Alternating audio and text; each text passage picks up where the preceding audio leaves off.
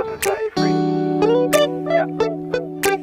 Salam, selamat sore. Saya Rusmiana dari KBM Mojokerto. Nah, pada kesempatan yang berbahagia ini saya akan menyampaikan refleksi dari pembelajaran yang disampaikan Bapak dosen tadi siang. Nah, Bapak dosen tadi siang menyampaikan tentang materi teori belajar behavioristik.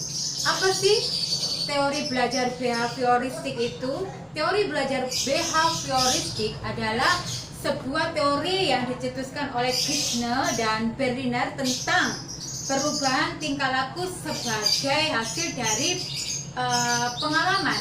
Nah, teori belajar behavioristik ini dikembangkan oleh beberapa tokoh-tokoh yang memiliki cara pembelajaran yang berbeda-beda. Di antaranya yang pertama, teori belajar menurut Tom Dean. Yang kedua, teori belajar menurut Watson. Yang ketiga, teori belajar menurut Cargill. Yang keempat, teori belajar menurut Edwin Guthrie. Yang kelima, teori belajar menurut Skinner. Nah, teori behavioristik ini banyak dikritik. Kenapa? Karena seringkali tidak mampu menjelaskan situasi belajar yang kompleks. Sebab banyak variabel atau hal-hal yang berkaitan dengan pendidikan atau belajar yang dapat diubah menjadi sekedar hubungan stimulus dan respon, sekedar gitu aja. Nah, aliran psikologi belajar yang sangat besar pengaruhnya terhadap pengembangan teori dan praktek pendidikan dan pembelajaran hingga kini adalah aliran behavioristik. Nah, aliran ini masih digunakan di Indonesia sampai saat ini oleh para pendidik, tenaga pendidik di Indonesia. Nah, aplikasi teori behavioristik dalam kegiatan pembelajaran tergantung beberapa hal yang seperti tujuan pembelajaran, sifat materi, terus karakteristik belajar, media dan fasilitas pembelajaran yang tersedia. Nah, demikian halnya dalam pembelajaran, pelajar ini dianggap objek pasif yang selalu membutuhkan motivasi dan penguatan dari pendidik. Pembelajarannya dirasa kurang memberikan ruang gerak yang bebas bagi pelajar untuk berkreasi. Karena apa? Karena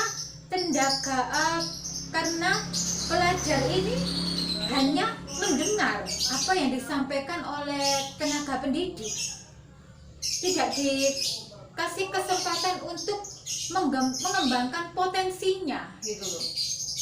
Nah, pengetahuan telah terstruktur rapi dan teratur. Nah, evaluasi hasil belajar menuntut jawaban harus benar.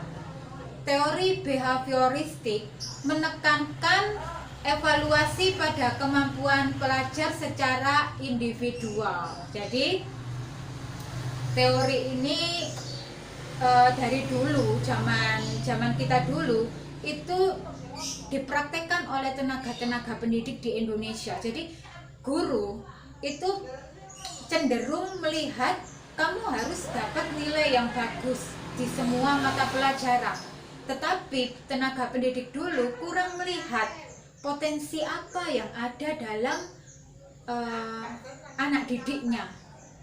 Jadi potensi itu kurang dikembangkan seperti bakat, terus kemampuan si anak itu kurang dikembangkan. Jadi guru hanya melihat kecerdasan anak hanya dilihat dari nilai-nilai pelajaran saja. Padahal kalau zaman milenial seperti ini, nilai bagus itu tidak menjamin kesuksesan si anak ke depannya. Makanya kita sebagai generasi penerus bangsa, sebagai calon tenaga pendidik, kita harus pandai-pandai menjadi tenaga pendidik yang profesional, yang tidak hanya melihat dari segi nilai pelajaran, tetapi kita juga harus bisa mengembangkan kemampuan anak didik kita. Demikian refleksi yang bisa saya sampaikan. Semoga bermanfaat untuk kita semua. Terima kasih. Salam.